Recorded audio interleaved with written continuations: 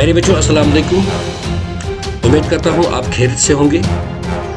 आज की इस छोटी सी वीडियो में हम सीखेंगे जो क्लास 10th अरिथमेटिक प्रोग्रेशन जो चैप्टर है वहाँ पे एक्सरसाइज 3rd में क्वेश्चन नंबर 10 के 2 पार्ट्स हैं, उनको आज सीखेंगे कि किस तरीके से हम हल करेंगे। तो आपसे मेरी गुजारिश रहेगी, वीडियो को देखने के साथ साथ आप नोटबुक और पेन अपने पास रखिए और साथ ही साथ आप इन 2 क्वेश्चंस को आप लिखते जाइए। तो चलो शुरू करते हैं कि क्या है हमारे पास, जो क्या है क्वेश्चंस और किस तरीके से हम फिर इनको सॉल्व करेंगे। तो क्वेश्चन नंबर 10 जो हमारे पास है, show that A1, A2, A3, AN form an AP where AN is defined as below. Also find the sum of 15 terms in each case. 2 parts दिए गए हैं।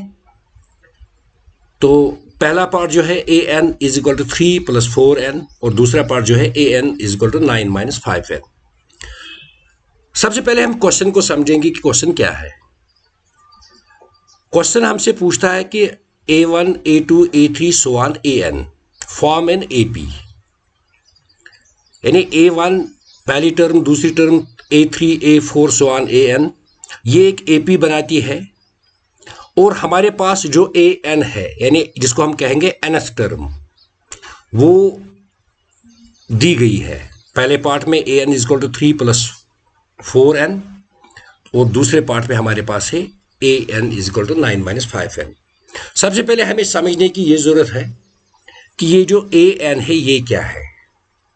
ये nth टर्म है, लेकिन आप इसको इस तरीके से भी समझेंगे कि इसको हम कहेंगे ये एक किस्म की जनरल टर्म है। यानी जनरल टर्म हम उस टर्म को कहते हैं AP में जिससे हम किसी भी टर्म को फिर बना सकेंगे।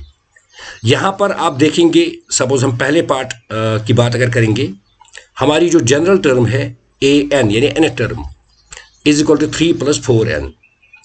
तो सबसे पहले हम क्या करेंगे, हम इस AP को जनरेट करेंगे with the help of this nth term. तो क्या करेंगे, हम n के बदले वैल्यू देंगे 1, 2, 3, 4।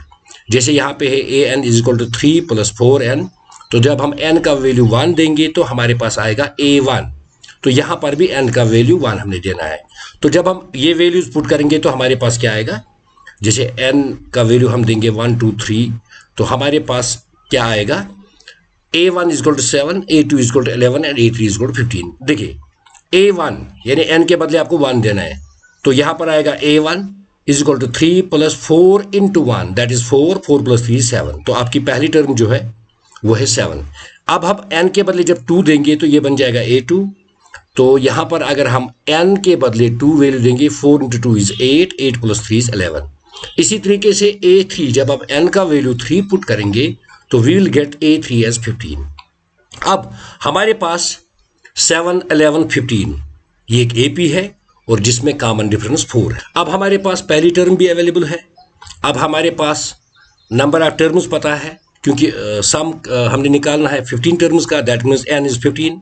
हमारे पास कॉमन डिफरेंस भी है, तो हम अब सम ऑफ n टर्म्स जो फार्मूला है तो उसको इस्तेमाल करेंगे और सम ऑफ 15 टर्म्स निकालेंगे। तो आपको पता है कि हमारे पास जो Sn है, in sum of n terms is n/2 × 2a + n - 1 × d। अब इसी फार्मूला में हम n के बदले 15 वैल्यू पुट करेंगे, a के बदले 7 और d के बदले 4।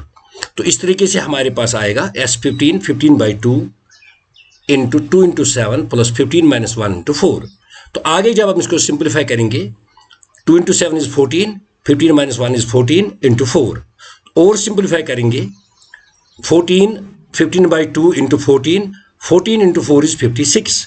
अब इन दो को हम पहले जोड़ेंगे, यानी 56 और 14 को जोड़ेंगे पहले। तो हमारे पास क्या आएगा, 15/2 × 70। अब हम 2 और 70 के कॉमन फैक्टर्स सकते हैं, जैसे 2 × 1, 2 × 35। तो हमारे पास बचेगा 15 × 35। तो मल्टीप्लाई करेंगे तो हमारे पास आएगा 525। तो इस तरीके से जो sum of 15 terms of this AP, that is 525।